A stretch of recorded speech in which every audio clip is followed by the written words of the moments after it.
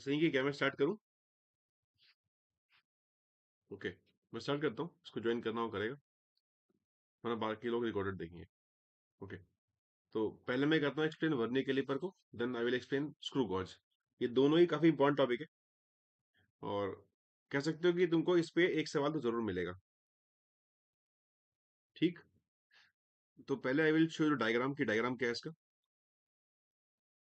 तो नीचे डायग्राम में आप ध्यान समझना, बहुत इजी है। कुछ फॉर्मूलाज हैं, उसको अप्लाई करना आपको आ जाएगा तो क्वेश्चन कर लेंगे आप, तो एक तरह से बोनस सवाल होता है इस पे। ठीक है, तो ये इसका एक रफ डायग्राम है, और जो मैंने कहीं से,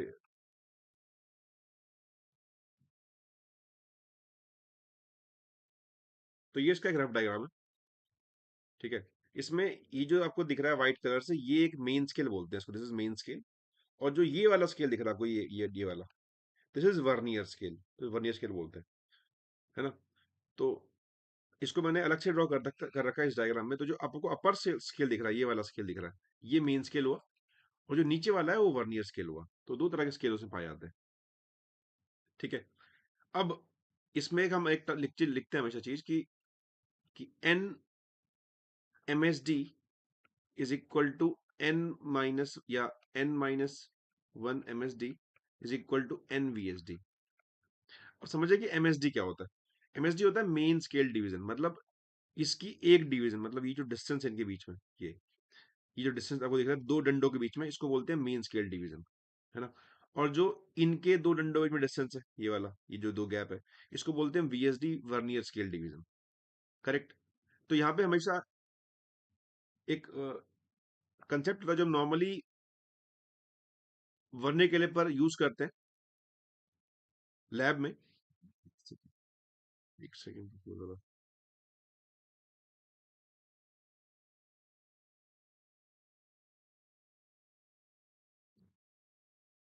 वेट अ मोमेंट।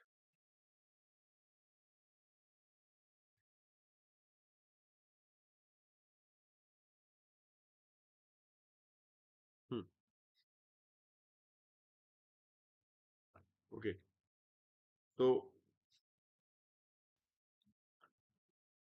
मैं बताया कि एमएसडी क्या होता है, वीएसडी का दो डंडों के बीच का डिस्टेंस इज एमएसडी इस स्केल पे, और वीएसडी इस स्केल पे दो डंडों के बीच का डिस्टेंस हो गया, है ना। अब नॉर्मली जो हम लैब में यूज करते हैं वर्नियर कैलिपर, उसमें ऐसा होता है कि n minus one MSD equal to n VSD. इसका मतलब क्या है कि तुम देख सकते हो कि यहाँ पे जो नौ डंडे एमएसडी के हैं, ये नौ डंडे हुए, नौ, वो उतने में 10 डंडे हैं वर्नियर स्केल के, है ना। तो इसलिए हम लिखते हैं कि जो एमएसडी के 9 है, एन माइनस वन, वो वर्नियर स्केल के 10 के बराबर है। तो एन लिख देते हैं, कुछ भी हो सकता है क्वेश्चन में कुछ डाटा और हो, कि 4 एमएसडी इक्वल टू 5 वीएसडी, या कुछ और बोल सकते हैं 4 एमएसडी इक्वल टू 6 वीएसडी, वो अलग हो सकता है। अब हम यहाँ से क्या करते हैं, यहाँ से वीएसडी निकाल लेते हैं, वर्नियर स्केल डिवीजन कितनी होगी। This is equal to N minus one upon n, and this is MSD. तो जो 1 वीएसडी है वो n minus one by n MSD है। नाउ अब होता है फॉर्मूला लीस्ट काउंट का। लीस्ट काउंट क्या होता है, it is equal to 1 MSD minus 1 VSD. दोनों माइनस कर लेंगे तो हमको लीस्ट काउंट मिल जाएगा। लीस्ट काउंट मतलब कि जो मिनिमम पॉसिबल रीडिंग है जो नाप सकता है वर्नियर स्केल। तो इसको हम पुट कर लेते हैं। तो this is 1 MSD minus n minus one by n. मैंने इस वीएसडी वाले पुट कर लेता हूँ, ये एमएसडी। सो ये निकल के आ जाएगा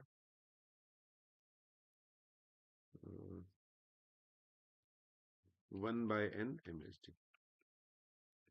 this is the least count of this vernier calliper, है ना। तो अगर हमको डायरेक्टली 1 एमएसडी और 1 वीएसडी दे रखा है, कि भाई 1 एमएसडी 1 मिलीमीटर है, 1 वीएसडी एक 10⁻⁴मीटर है, तो हम सीधा इन दोनों माइनस कर सकते हैं और फिर निकाल सकते हैं।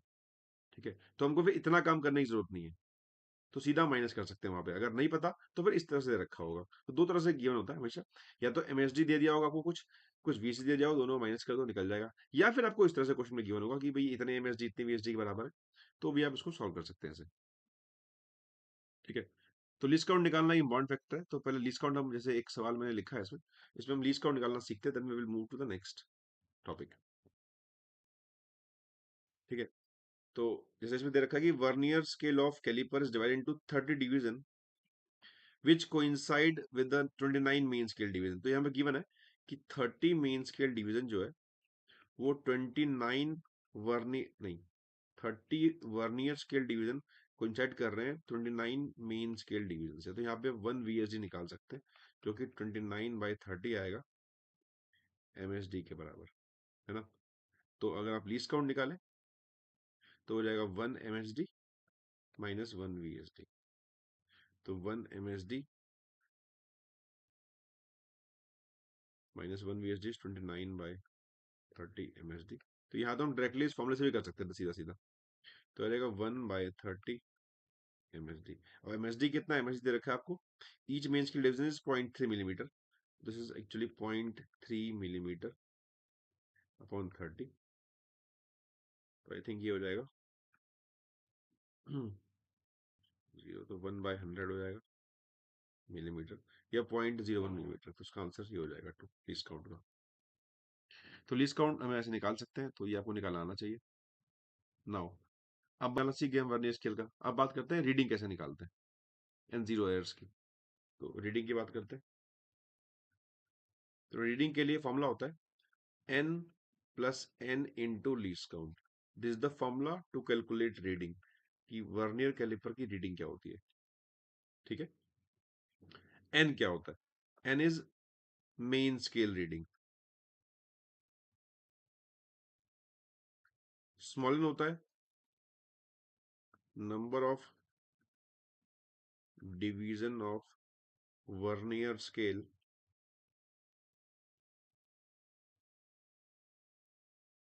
कोइंसाइड विद मेन स्केल, कि कौन सी डिवीजन कोइंसाइड कर रही है। समझाता हूँ एग्जांपल लेके। जैसे कि ये अपर स्केल मेन स्केल है, और जो लोअर स्केल है इस डंडे के बाद, है ना। तो ये वैल्यू यहाँ पे n की हो जाएगी। तो अगर सेंटीमीटर स्केल है तो ये जो डंडा है, इस डंडे की रीडिंग होगी यहाँ पे 1.1 सेंटीमीटर, है ना। इसको आप बोल सकते हो 11 मिलीमीटर। तो ये यहाँ पे कैपिटल एन की वैल्यू होगी जो लिखा है इसने, ये this is capital n, correct. तो जहां से वर्नियर स्केल का जीरो शुरू हो रहा है उससे पहले वाला जो डंडा है उसकी जो रीडिंग है वो हमने निकाल लिया, कैपिटल एन हो गया। अब बात करते हैं स्मॉल एन की। स्मॉल होता है कि कौन सा मैच कर रहा है, मैच कौन सा कर रहा है। तो मैच देखते हैं कौन सा कर रहा है। तो मैच कर रहा है यहाँ पे, अगर देखें हम, तो अब ये देख सकते हैं ऐसे तो काफी ज्यादा ये क्लोज फिगर है। तो ये डंडा मैच कर रहा है, ये वाला बिल्कुल ऊपर नीचे है, मतलब जो ऊपर नीचे वर्टिकली कोइंसाइड कर जाए। तो उसको हम काउंट करते हैं वर्नियर स्केल के डंडे से, तो सातवां है। तो स्मॉल एन की वैल्यू 7 हो जाएगी। लीस्ट काउंट इस क्वेश्चन की गिवन थी, जो हम निकाल सकते हैं 0.1 मिलीमीटर थी। तो हम इससे रीडिंग निकाल सकते हैं। तो रीडिंग अगर निकाले हम फॉर्मूले से, रीडिंग हो जाएगी एन की वैल्यू है 11 मिलीमीटर प्लस 7 × 0.1 मिलीमीटर, तो आ जाएगा 11.7 मिलीमीटर। ये इसकी रीडिंग आ जाएगी। That's it, आसानी से।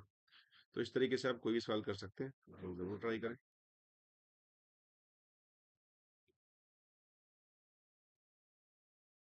नो,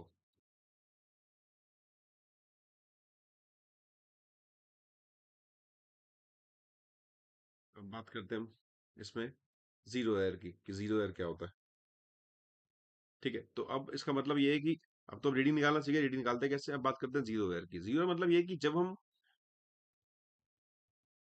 उसके जॉज में, से अभी ये वर्नियर स्केल था ऊपर, इसके जॉज में हमने कोई एक ऑब्जेक्ट रखा हुआ था जिसका हम नाप रहे थे कि इसकी कितनी लंबाई है, कितनी इसकी डायमीटर है ना। अगर हम इसको निकाल दें और दोनों के जीरो मैच करा दें, कि ये निकाल देंगे तो ये स्केल इधर शिफ्ट हो जाएगा, ये वाला स्केल इधर शिफ्ट हो जाएगा। तो जो उस समय जो रीडिंग शो कर रहा है वो जीरो एरर होता है।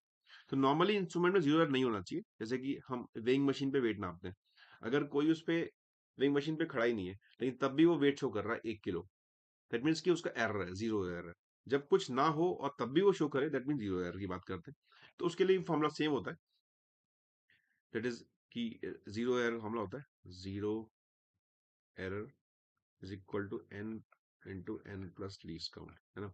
अब जो एन होता है, एन फिर से वही मेन स्केल रीडिंग है जहां से जीरो शुरू हो रहा है। तो यहाँ पे देखेंगे, तो बस ये लगाना तब हो रहा है जब बीच में कुछ भी ना हो जॉब में उसके। तो यहाँ पे देखेंगे वर्नियर स्केल का जो जीरो है उससे पहले वाली रीडिंग, मैंने बताया एन होता है जहां वर्नियर स्केल शुरू हो उससे पहले वाली रीडिंग मेन स्केल की, तो वो जीरो ही है, तो ये जीरो ही है। प्लस एन जो मैच कर रहा है, तो मैच कितना कर रहा है देख सकते हैं यहाँ पे, तो यहाँ पे पांचवा मैच कर रहा है।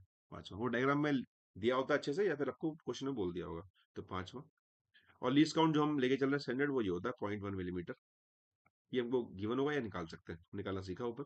तो ये आ जाएगा 0.5 mm, जो हमने निकाल रखा है यहाँ पे डाटा से, है ना। अब देख सकते हैं कि हम इसे जीरो एरर को फाइनल रीडिंग में प्लस करें माइनस करें, बिकॉज ये एरर है, ये निकालना पड़ेगा आपको, है ना। अगर इस बारे में कोई बात ही नहीं कर रखी तो फिर जरूरत नहीं है इसकी। अब प्लस कर माइनस करें तो देख सकते हैं कि जब कुछ भी नहीं है तो भी ये रीडिंग शो कर रहा है ना। ये कुछ एक्स्ट्रा आ रहा है, यहाँ यहाँ कुछ भी रखा नहीं है, तब भी एक्स्ट्रा कुछ मैच नहीं कर रहा, तो एक्स्ट्रा आ रहा है कुछ ये, है ना। जैसे कि 1 किलो शो कर रहा है बिगर किसी बंदे के, तो जब हम उसको खड़ा करेंगे उस पे मशीन पे, तो हम उसमें से 1 किलो माइनस कर देंगे, बिकॉज 1 किलो उसमें एक्स्ट्रा आ रहा है ना। तो जब भी वर्नियर का जीरो राइट में होता है, राइट में होता है मेन स्केल के, तो हम जीरो एयर को रीडिंग में से माइनस कर देते हैं, माइनस जीरो एयर, तो उसका रीडिंग निकल के आ जाएगी। एक टर्म होती है पोस्ट ये एरर की, अब जीरो लेफ्ट में है मेन स्केल के, तो फिर से वही होता है कि आप n plus n into least count, तो n यहाँ फिर से जीरो ही है, क्योंकि कुछ है ही नहीं, मतलब मेन स्केल की रीडिंग ही नहीं है कुछ भी, प्लस n जो मैच कर रहा है, यहाँ मैच कर रहा है, यहाँ भी 5 में मैच कर रहा है, तो into 5 into least count 0.1 millimetre, तो निकल के आएगा 0.5 मिलीमीटर।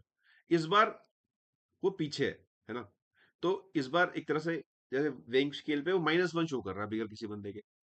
दैट मीन्स कि अगर वो 80 किलो का आदमी है तो जीरो जब कुछ नहीं था स्टैंड उस पर, तो -1 शो कर रहा था, है ना। तो हम इस बार एक जोड़ देंगे, बिकॉज वो ऑलरेडी एक कम शो कर रहा है ना। तो इस बार हम इस जीरो एरर को रीडिंग में जोड़ देते हैं, रीडिंग प्लस जीरो एरर,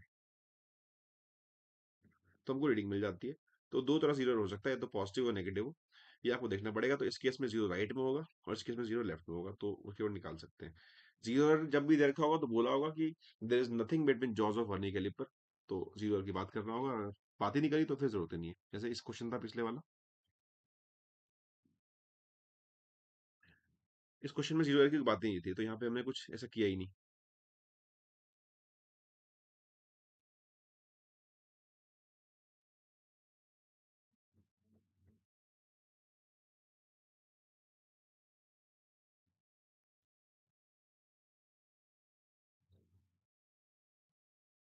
ठीक है, तो this is about zero air. अब मैं बात करता हूँ स्क्रू गॉज की, तो स्क्रू गॉज की बात करता हूँ। तो समझाने के लिए मैं एक डायग्राम पिक करता हूँ।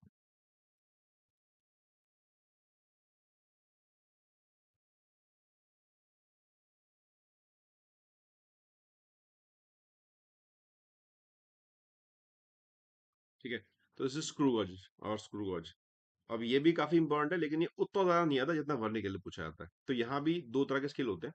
एक होता है डायग्राम पे जाना नहीं आपको, बहुत कॉम्प्लेक्स है, इतना पढ़ना भी नहीं है नाम उनके। जो ये स्किल दिख रहा है आपको, ये वाला, ये होता है मेन स्केल, जो लिखा हुआ है यहाँ मेन स्केल। और जो ये स्केल दिख रहा है आपको, ये वाला सर्कुलर स्केल, तो ये सर्कुलर स्केल है, ये वाला जो दिख रहा है आपको। डायग्राम छोटा है थोड़ा सा, इसको आप जूम भी कर सकते हैं चाहे तो ये हमारे पास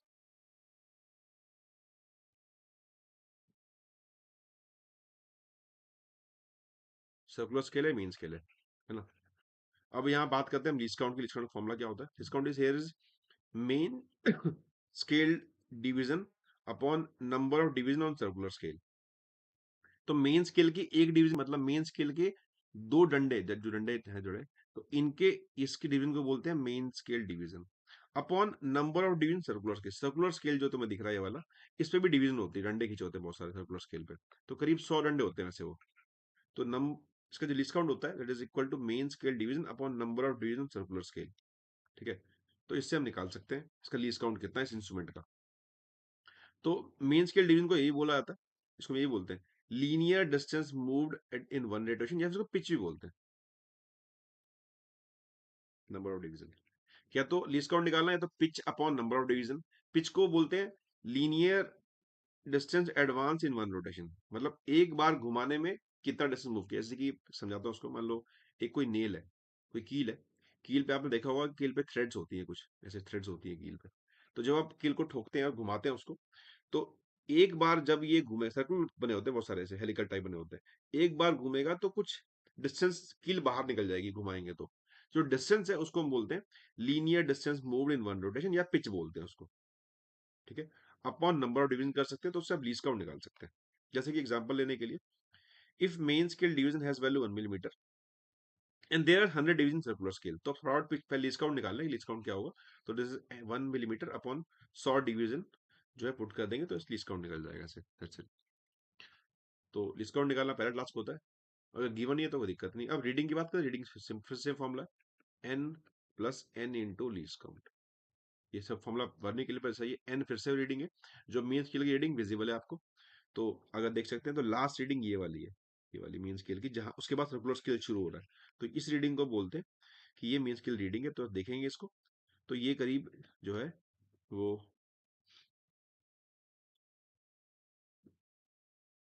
लिखा है, while measuring diameter of ball cap end is after 14 mark of the mean scale। तो ये 14th मार्क है, मतलब ये 14th मार्क है, ठीक है। और एक मेन स्केल डिवीजन 1 मिलीमीटर की है, तो ये जो मार्क होगा ये 14 मार्क है, तो 14 mm का होगा ये लास्ट रीडिंग। तो ये कैपिटल एन की वैल्यू हो जाएगी, है ना। अब हम लीस्ट काउंट निकालते हैं। लीस्ट काउंट क्या होता है, लीस्ट काउंट होता है main scale division upon number of D in circular scale. तो 1 मिलीमीटर अपॉन 50 कर देंगे तो लीस्ट काउंट निकल के आ जाएगा उस फॉर्मूले जो हमने ऊपर एक्सप्लेन किया अभी। मीन रीडिंग 14 है हमारे पास, ठीक है। और एक चीज और गिवन है कि 21st division of circular scale coincide with the reference line, है ना। तो एन जो बताया मैंने, एन होता है कि कौन सा कोइंसाइड कर रहा है। जो सर्कुलर स्केल की रीडिंग है 21वीं जो इससे मैच कर रही है एक्चुअली। तो समझे इस बात को। तो ये जो 21वीं रीडिंग सर्कुलर स्केल की जो इससे मैच कर रही है इसकी सेंट्रल लाइन से, उसको हम बोलते हैं स्मॉल एन। तो ये हमेशा गिवन होता है या डायग्राम में समझा रखा होता है। जैसे कि जो पिछला था वर्नियर कैलिपर, उसमें था कि वर्नियर की कौन सी लाइन, वर्नियर स्केल की कौन सी लाइन मैच कर रही है उससे। तो हमने बोला यहाँ 5 ही मैच कर रही है, तो हमने स्मॉल एन को यहाँ 5 ले लिया था, बस 5, है ना।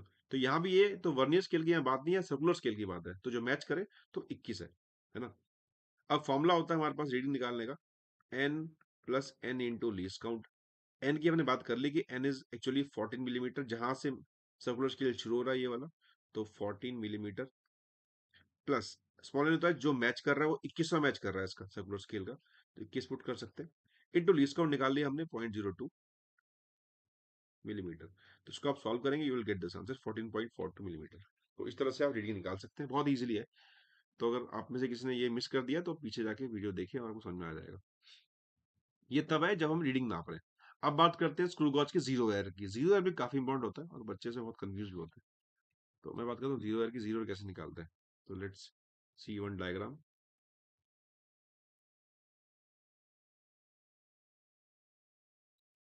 लोगों ने लेट ज्वाइन किया है वो जाके पीछे देखें वीडियो को, मैंने एक्सप्लेन किया। अगर आई श्योर यू कि अगर आप इसको देखते हैं तो आप सारे क्वेश्चन कर पाएंगे इसके आसानी से। आप लोग लाइव थे नहीं तो क्वेश्चन कम पूछ पाएंगे, वरना अगर पहले से आए होते तो क्वेश्चन ज्यादा पूछते हैं। अब जीरो एरर की बात करते हैं।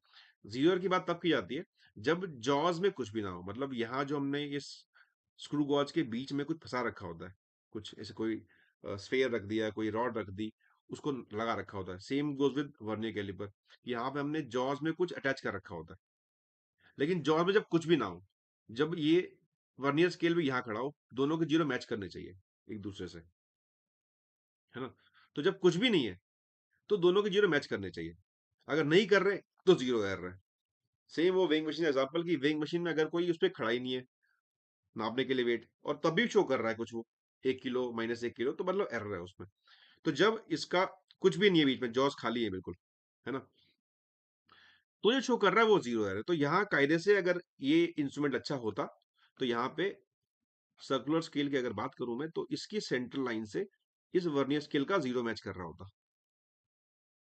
तो ये है विदाउट जीरो एरर, कि जीरो एरर नहीं है इसमें, बिकॉज जीरो दोनों मैच कर रहे हैं। लेकिन अगर है, जैसे यहाँ देख सकते हैं थोड़ा ऊपर है, तो जीरो एरर है इसमें, वो निकालना सीखते हैं। फॉर्मूला सेम है, n plus n into least count. N वही है कि जो मेन स्केल की रीडिंग है, या मेन स्केल तो है ही नहीं क्योंकि गायब है, वो अंदर है इसके, अंदर घुसा हुआ है इसके, तो कुछ विजिबल ही नहीं है। जो विजिबल मार्क होता है वो लेते हैं। एन होता है जो लास्ट विजुअल मार्क है। तो जैसे ये यहाँ लास्ट था विजुअल मार्क, तो ये एन होता है, कैपिटल एन, जो मेन स्केल रीडिंग होती है। विजुअल तो कुछ है ही नहीं, तो यहाँ पे एन की वैल्यू जीरो हो जाएगी। प्लस एन होता है जो मैच कर रहा है। ये मैच देखेंगे तो मैच कर रहा है यहाँ पे चौथी डिवीजन एक्चुअली। ये को गिवन होगा, डायग्राम में देख सकते हो जूम करके, तो ये फोर्थ मैच कर रहा है यहाँ पे। 96 की 96 नहीं होगा, फोर्थ ही होगा ना।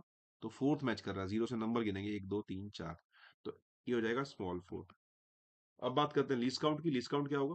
लीस्ट ऐसा गिवन है जो हमने निकालना सीख भी लिया है, that is equal to pitch upon number of D in circular scale. तो यहाँ पे गिवन है बिकॉज मैं सिर्फ जीरो एयर समझा रहा हूँ, तो वो यहाँ पे 0.01 मिलीमीटर है, तो इंटू 0.01 मिलीमीटर पुट कर लेंगे इसको, तो जीरो एयर निकल के आ जाएगा 0.04, that is equal to 0.04 millimetre. ये इसका जीरो एयर है, ठीक है। तो ये एरर है, मतलब इस एरर को जोड़ना पड़ेगा हमको, ऐड करना पड़ेगा। जैसे कि फिर से बताता हूँ मैं एक बार कि वेइंग मशीन पे कुछ भी नहीं है बंदा, तब भी वो 1 केजी शो कर रहा है, और बंदा जब उस पर आ गया तो 80 किलो शो कर रहा है। दैट मीन्स वो 1 किलो एक्स्ट्रा शो कर रहा है क्योंकि पहले से था वो, तो माइनस कर देते हैं हम। तो वही बात यहाँ भी करेंगे हम लोग। तो यहाँ पे रूल होता है कि जब जीरो मेन स्केल के ऊपर हो, है ना,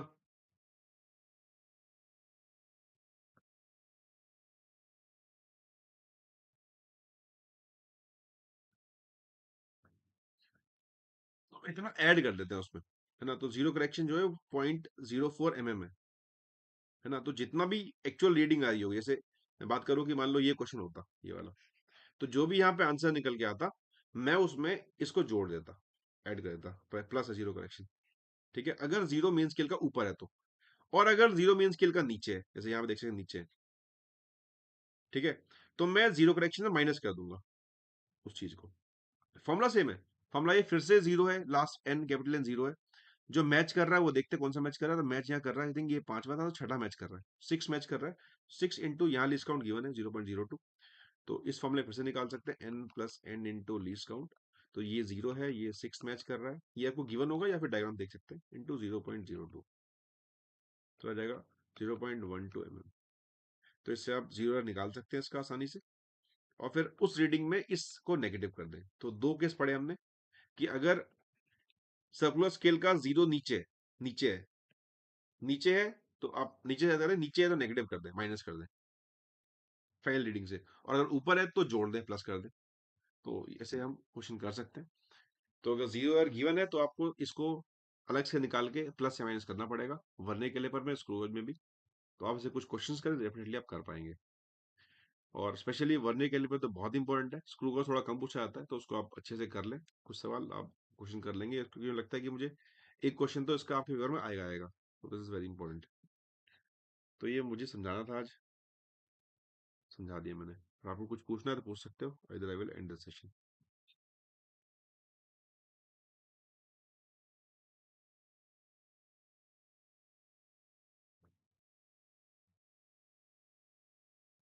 थोड़ा जल्दी मैंने किया क्योंकि लाइव थे नहीं बच्चे, तो फिर इंटरेक्शन थोड़ा कम था। ओके,